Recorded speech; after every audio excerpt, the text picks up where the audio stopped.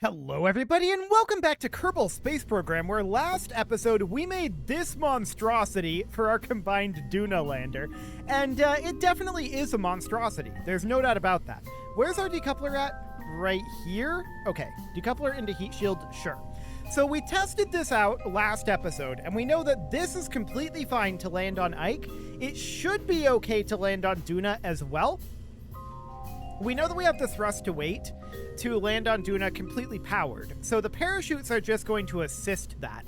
So this should be completely okay for Duna and Ike. Now we need to get a pair of communication satellites and get it to Ike. That's going to be interesting. So let's start with the commsats here. I think that we should probably put in like a very small radial decoupler, and I'm going to put one rotated this direction. We'll just slap that guy in about here, and then I'm going to do another one over on this side. Cool. Now we're going to make a very, very basic commsat here. Although, is this going to need to be in a fairing?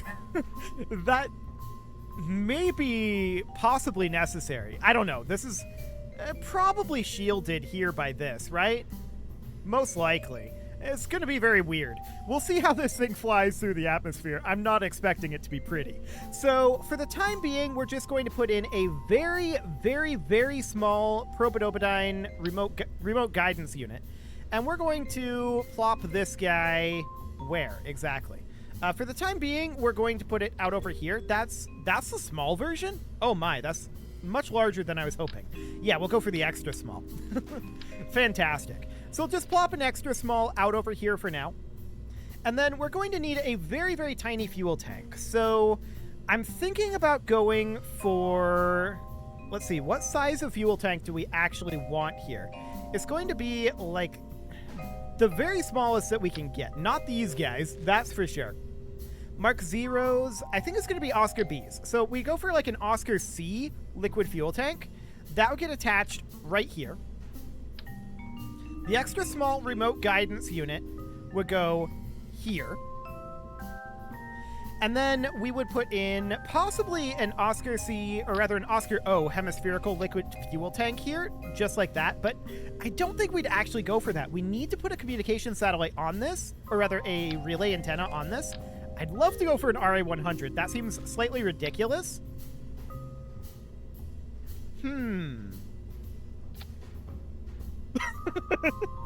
That seems only mildly ridiculous. Okay. It's a theoretical possibility. I don't know that it's a great possibility. Out of curiosity, if we were to put, like, a spark is too big, right? No, maybe a spark is the right size. A spark is the right size. If we were to do something like this, all this is intended to be is a communication satellite, right? If we were to do something like this and then put on some teeny tiny solar panels, I mean, I would normally go for like a 1x6. I feel like that's going to be a little on the big side. What is the shape of these? I don't know that I've ever used these before. Oh, okay. That's interesting. So that's very similar to the 10Cs, except it's retractable. Got it. So we'd be looking for a very, very small solar array. I think we'd just go with like 1x6s. They're a little on the large side for this. Not as much on the large side as the communications dish is. That's very on the large side. No doubt about that. Okay, so that's a lot, right? That's a whole lot. We would need to duplicate this. But the question is, how much delta V does this actually have? This is stage 6. And we would have this in orbit over Duna. It would have 5 meters per second. That's it? 28 seconds of burn time? Okay, that definitely feels like that's on the low side. We might have to upsize this a little bit. I'd like to keep it small. But let's ditch this for now, and let's try bringing it up to... let's see here. Where are we? We want to bring this up to the... I know we're in here somewhere. I'm just completely blind right now. Fantastic. This size. Okay. So we want to make this be like, I don't know, a T400. A T400 feels big. for what we need this to do. But we just attach that not quite right there. About right there. There we go. And then we'd upscale the engine to be like a pug. The remote guidance unit has a reaction wheel.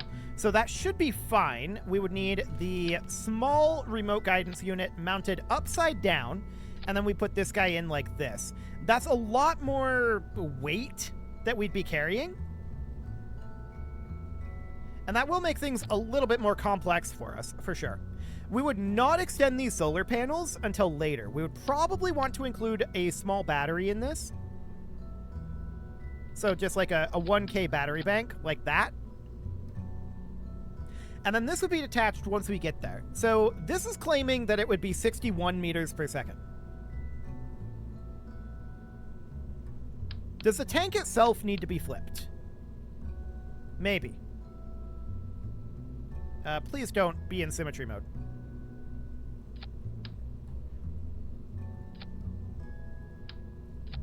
Yeah, I think that's the overall issue here. I'm okay with this being a little bit on the larger side since the relay antenna is huge. Ridiculously huge. So that seems reasonably fine. Now the question is, how much delta V does this thing actually have, right? I mean, this is claiming 4 minutes and 45 seconds with a thrust to weight of 0.07. I don't think that's strictly speaking accurate. It's because this radial decoupler hasn't detached. That's why. So if we were to do this... Yeah, but that's not going to actually help us. Okay.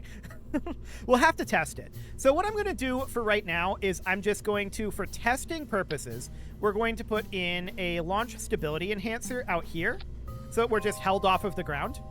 And we're just going to take this up and see what the delta V is actually going to be of this thing. Can we go back down to the Oscar C size? I mean, I feel like it's kind of ridiculous because of the relay antenna on this thing. So I don't think that's strictly speaking necessary.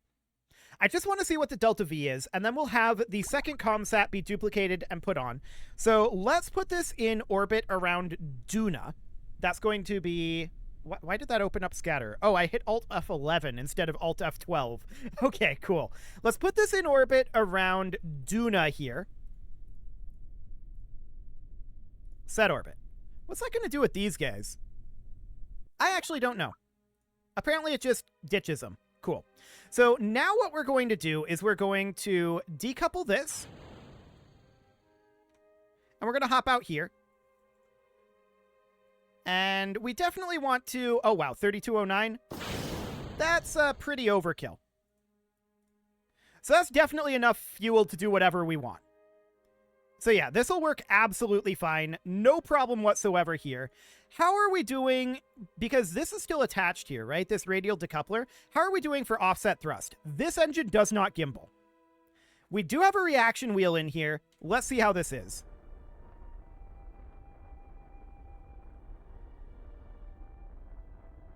It seems like it's pretty decent, to be honest.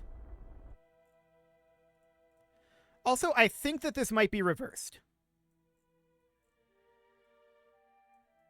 Maybe. A little hard to tell, but our orbit is increasing here, and we are in retrograde. Yeah, it's actually reversed. Okay, that is good to know. So we can come in here, and our control point would be reversed in theory, but what I'm going to do is I'm going to revert this back, which we were always going to do. We're going to flip around that control unit. Slap that in there, and then slap this guy on here like that. Okay, now we're going to duplicate this, and we're going to attach this right on over here. Cool. Something like that. It's up a little bit, so let's move this guy up as well. Like, I think having these be up as far as they'll go is maybe a good thing. Just having them be attached up here. And then we'll strut them in. So that goes up like that, and then we would strut those on so that they're attached to, you know, something. We would have this go out over here like so, and then we would do the same thing on this side attached over here, just to give us some stability there. Cool. So these would be detached and sent off very gently, very, very gently, once we are in position in Duna orbit. Now we need to get to Duna orbit. So I'm going to put another modular girder segment in here to give us a little bit of extra space. I'm in fact going to do... I think this will be enough, actually. Then we're going to do a decoupler here. Actually, hang on. Actually, this should be fine. What is this deployment looking like? So if we put this here, that might be a little bit awkward, but we might be sitting on this. So that should be reasonably fine there. So we would start that retracted. We would put in a decoupler here. I think that's good. We would want this to be probably a TD25. Yeah, that seems to fit in reasonably well there. Cool. I'm not sure which way the TD25 goes. We'll want to test that most likely. Or we could just remove it if we need to in orbit. That would be a thing that we could do. And then we would certainly want like a Jumbo 64 fuel tank here and maybe a few strap-on tanks as well. This thing's very heavy. We can get rid of these launch stability enhancers at this point. Strap-on tanks are an interesting idea here. Do we want this to be nuclear? Nuclear is potentially good here. Because we don't have to carry the oxidizer. And this would be a lot of weight. So we would put in like a Cherenkov here, and then we'd have strap-on tanks on the side. We would do 4 of those that would be set up basically in line here, right? So we would have strap-on tanks on the side, and we would put in like these radial decouplers. We'd put in 4 of those. This is becoming ridiculous. I'm well aware of this. Ridiculous is kind of the point of this, for the record. And we would put in some Jumbo 64s here. Except I'd want to lower them down. Like so. And then we put in some hemispherical fuel tanks on top. Approximately like that. And then we can probably get away with putting some Jumbo 32s down here. Now, these do not need oxidizer. So we can ditch the oxidizer from all of that. And then that gets piped inward, like so. We would then strut these together. Like that. Possibly even up top as well. And then down here, we would strut them into the actual module, like that. And this would be our interplanetary transfer stage. There's a lot going on here. No doubt about that. I'm going to make this be white. I'm going to make these out here, I think, be ESA. I don't like the way it goes with the hemispherical fuel tank. So I think we'll make this out here also be white, and then this would be... Oh, I wish that these were reversed. I want this pattern on the bottom here, but I don't think we're going to get that. So that's a little bit unfortunate. I think we will instead go for white here, and then we could just have it be black and white. That's fine. So beyond here, we're going to need to lift this thing. That's going to be a whole thing. And then we're going to have to do this staging. That's going to be really exciting. So we're going to need to lift this. That's going to be a lot. So we're going to hop into here, and we're going to do a TD25 decoupler here. And then we're just going to simply grab a pair of Jumbo 64s here. These will have oxidizer in them. I want to double check that all of these had their oxidizer removed. Yes, that looks good. These should not have their oxidizer removed. Okay. This thing's incredibly heavy. I'm expecting that if we were to just slap a mainsail on here, this is going to be very, very bad. We're not just going to slap a mainsail on here. I can tell you that right now. So the question is, what would our thrust to weight be with just that mainsail? And we're going to have to lift this thing up a little higher. This is a very tall monstrosity. This is quite the monstrosity. But there's a lot of components to this mission. You know, I don't like these clipping in like that. I'm going to move them out a little bit here. to be about... I'm actually going to do this in the place tool. I'm going to grab this guy, if I can grab it here. There we go. Grab this radial decoupler. Do not do symmetry. And we're going to place it instead out over about maybe here. That should be a cleaner detachment. For sure. Much cleaner. So that looks good. We'll do the same thing out over here. So I'll grab this guy and we'll place him right about there. Okay. Now, we should probably strut this together a little bit just to make absolutely certain it's not going anywhere. So I would run a strut from here to about here or so. Yeah, that'll do. And then I'd also run one from here to about here or so. That did not actually connect the way I wanted it to. Cool. That did.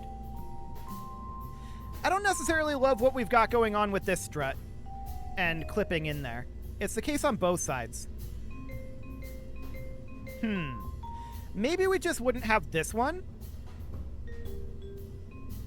Or maybe instead they should connect on the inside over here. That's connected right down here. No, don't do that. Get out of here. Yeah, I don't love that. I do not love that. I think we'll just get rid of it for now. Hopefully it's stable enough. Hopefully. I think it should be. I think that should be stable enough. Okay, now what is our thrust to weight here?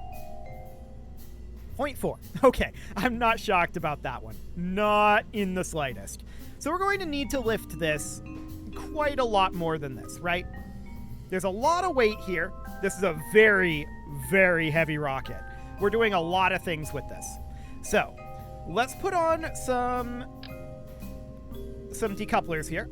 We'll put in 4 for now. We might end up upscaling that more.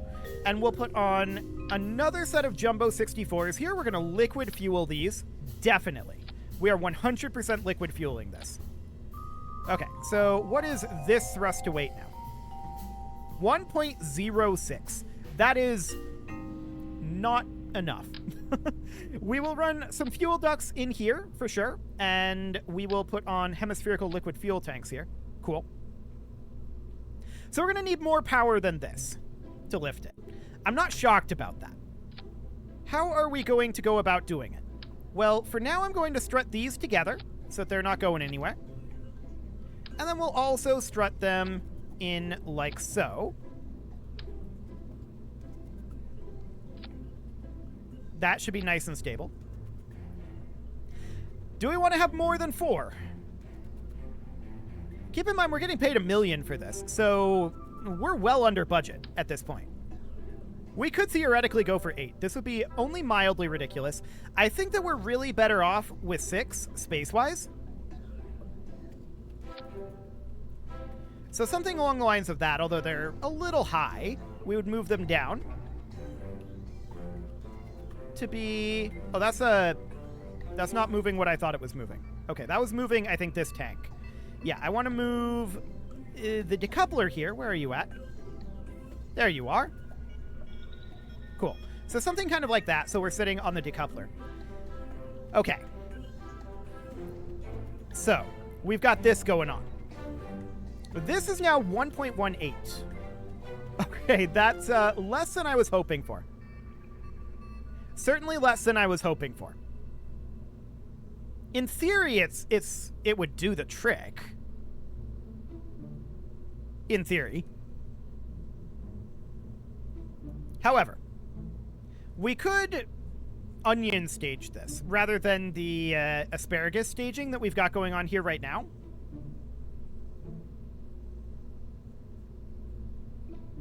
Or we could just Kerbal it. And I think that's what we're going to do. We're going to Kerbal this, and how are we going to Kerbal it? We are just going to add on an additional decoupler out over here. We're going even further. Beautiful. Let's do another round. This one we're going to SRB, I think. I just want to lift us up far and fast. So we're going to go with, like, Polluxes, probably. What is the thrust to weight of the Pollexes? 0.62. And then if we move them in here, 1.48.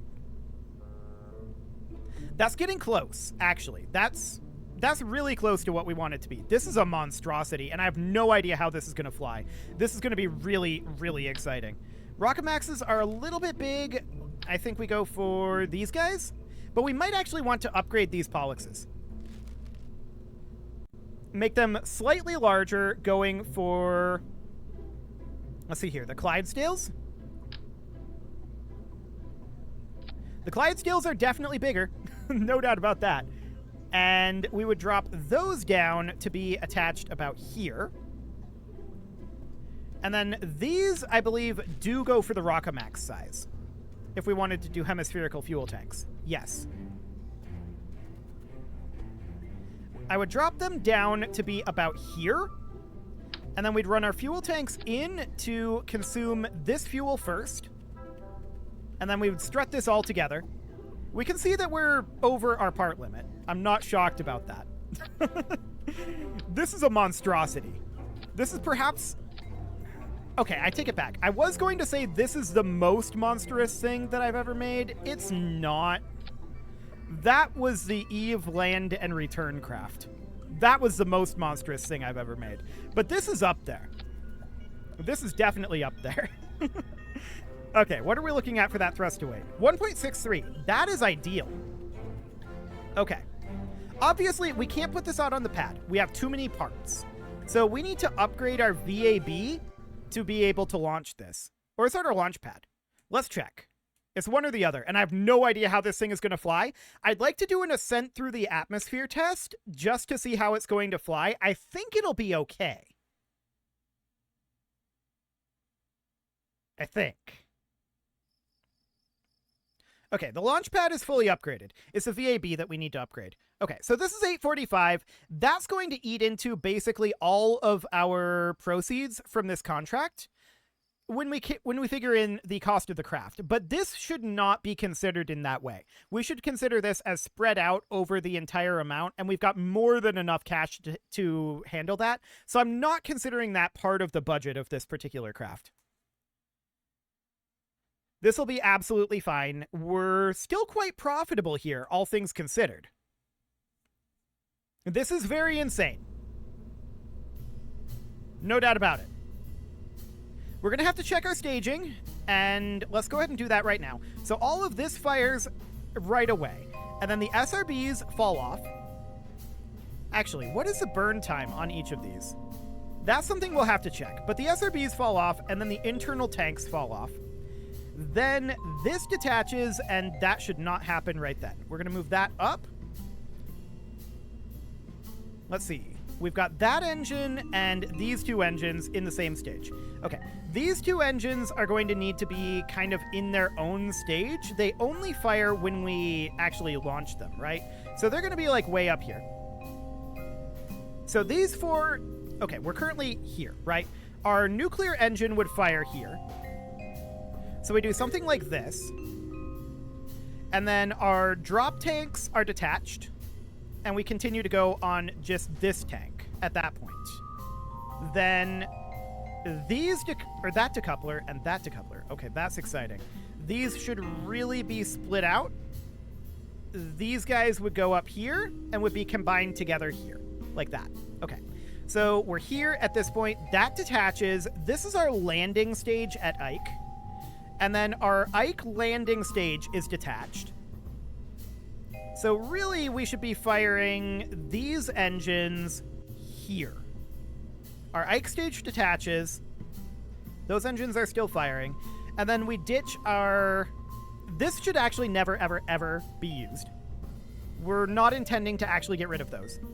And then we fire our parachutes. And yeah, that looks correct as far as our staging goes. This monstrosity does actually make some degree of sense. But boy, is it a monstrosity. Okay, let's do a test flight through the atmosphere just to see how this goes. Our real flight is going to be next episode. But I want to do a test simulation just to see how this goes. How do we do on our fuel? I'm hoping we get into orbit, at least, without having to burn any of this nuclear fuel. And what is the nuclear fuel actually going to be in terms of delta V? That's another question I have here. So let's do a flight through the atmosphere, see how this goes getting it into orbit. This is going to be real interesting. It's a little laggy. I'm sure it'll be fine. So we're going to be on kill rot right now. We're using the smart ASS at this point. Throttling up, and this is going to be very, very interesting. This is a simulation. If it goes wrong, we will revert it. Nothing immediately waggling around horribly. That's a good sign. A little slow off the pad. We're not shocked about that.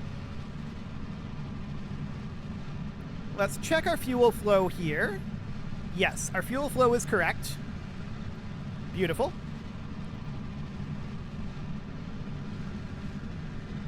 So far, no major issues. But we'll see.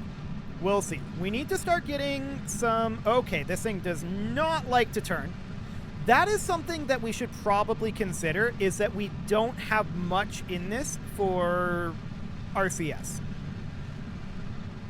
It definitely does not like to turn. But broadly, I feel like that's okay. Mostly we're reliant on gimbaling. We might want to have a reaction wheel in this stage here, because otherwise we're probably going to be incredibly slow at that point.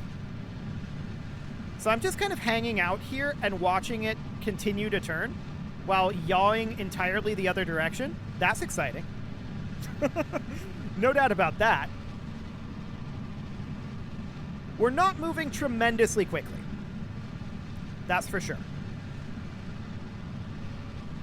And the frame rate is not amazing either. We're just going to lock to prograde at this point, and we're going to see what ends up happening here. So we're locking to prograde, and we're just making our way up. This definitely has an oscillation to it, doesn't it? Where it's... well, we're in surface mode here. That's why it's out over here. Because if we look at the yaw, it's not fully trying to turn. So that's fine for now. We can see time to apoapsis is slowly increasing. Our thrust to weight is definitely going up. How long of a burn time are we going to have here? 57 seconds? Okay, that's not so bad, actually. If that's true. Which it very well might be. Okay, that looks fine. Reasonably fine there. Are we going to have any heating issues up over here without a fairing? That's a question. We'll find out about that. But our SRBs are going to be burning out here in about, well, not 7 real seconds, but 7 fake seconds. We're definitely getting moving. Heating effects all throughout here.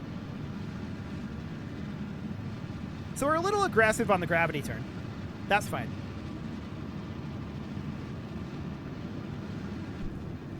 Okay. SRB detach. SRB detach is clean. And we can see that we have a decent apoapsis height here, with a reasonable amount of delta V left. I'm going to continue burning here on prograde in orbital mode. We're not in orbital mode yet. That's hilarious. I'm going to keep burning here until we're at 100 kilometers. And these are not the Kerbals we're going to be bringing either, for the record. A little further. There we go. Cool. So from here, we can definitely look to do a circularization. It's an awkward ascent. There's no doubt about that one. Incredibly, incredibly awkward. We're going to head over to the node. We are not in space just yet. How much stored electricity do we have? 6180? Okay, sure. Cool. So let's physics warp a bit here and see what happens. We seem to be very stable. I mean, we strutted this together very thoroughly, so that should be the case. We didn't have any parts burn off there, which is good. We're now in space, and that is absolutely fine. I want to check to see 3,253 here, and then another 702 here, and then another 3,000 up here. That should be enough.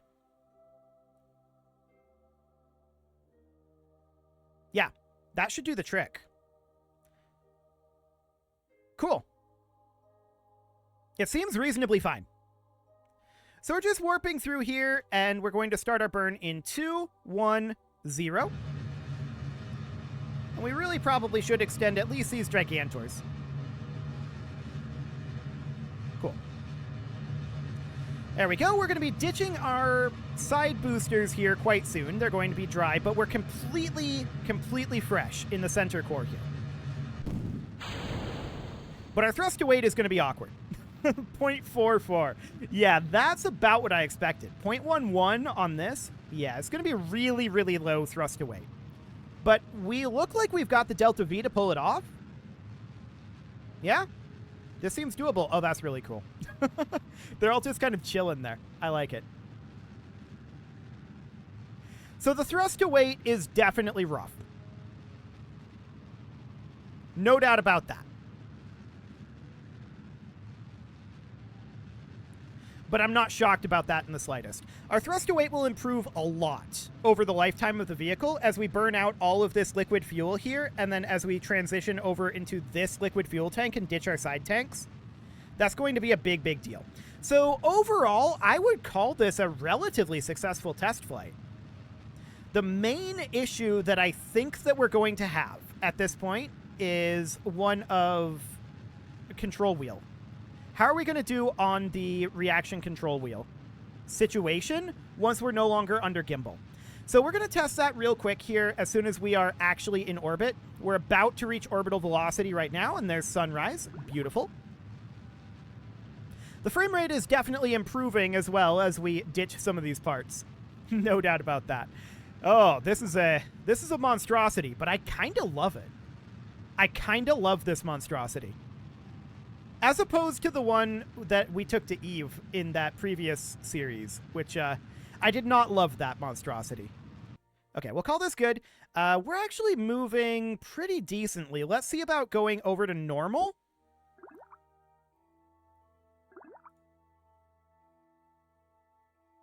It's not awful.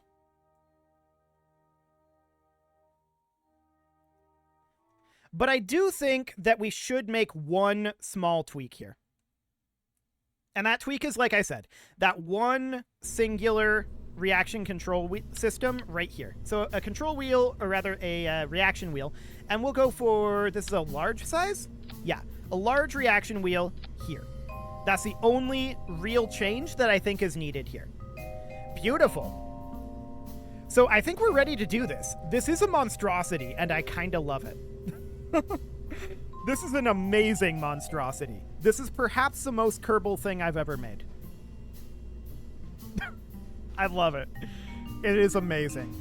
It is time to put a cut in here, so I'm going to go ahead and do that. And next episode, our ridiculous mission to Duna will begin.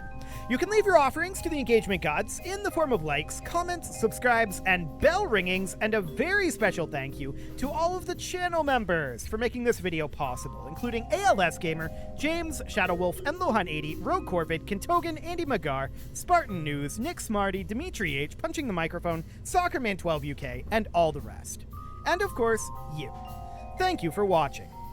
If you'd like to support the channel, you can click the join button down below the video, and as always, I will see you all next time.